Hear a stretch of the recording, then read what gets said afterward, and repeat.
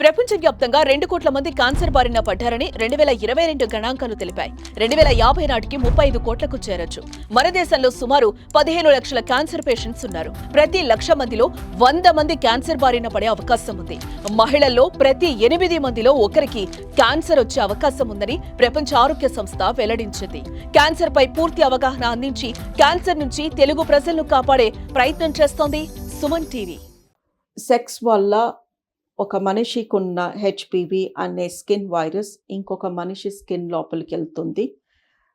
ఈ సెక్స్ జరిగిన టైంలో మైక్రోడర్మెబ్రేషన్ అంటే చిన్న చిన్న స్కిన్ పైన డ్యామేజ్ జరుగుతుంది. ఇది ఎంత చిన్నగా అంటే మనకి మైక్రోస్కోప్ కింద చూస్తే తెలుస్తుంది తప్ప మనకి కట్ అయినట్టో లేదా స్కిన్ డ్యామేజ్ అయినట్టో అనిపించదు. బికాస్ ఆఫ్ రబ్బింగ్ ఫ్రిక్షన్ మూలంగా ఈ మైక్రో అబ్రేషన్స్ ద్వారా ఒకళ్ళ హెచ్పివి ఇంకొకళ్ళ ఒంట్లోకి వెళ్ళి వాళ్ళ బాడీలో నివసించడం మొదలు పెడుతుంది.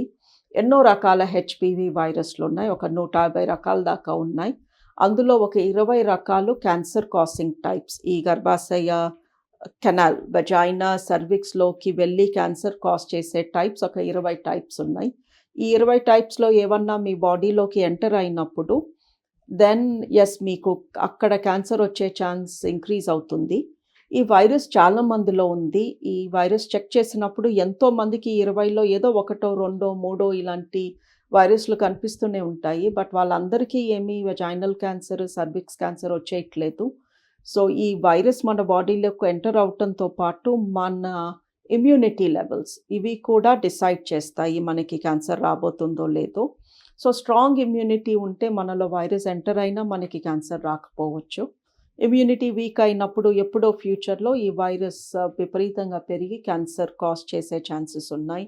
సో సెక్స్ ద్వారా హెచ్పివి అనే వైరస్ ఒక మనిషి నుంచి ఇంకో మనిషికి అంటుతుంది.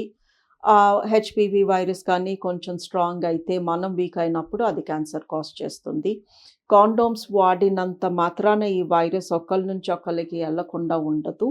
బికాస్ ఇది skin to skin virus. So బయట వైపు వెజైనా లోపలే కాకుండా బయట స్కిన్ టు స్కిన్ రబ్బింగ్ అయినప్పుడు ఫ్రిక్షన్ జరిగినప్పుడు కూడా this virus can enter the vaginal cavity and అది సర్విక్స్లోకి ఎంటర్ అయిపోతుంది.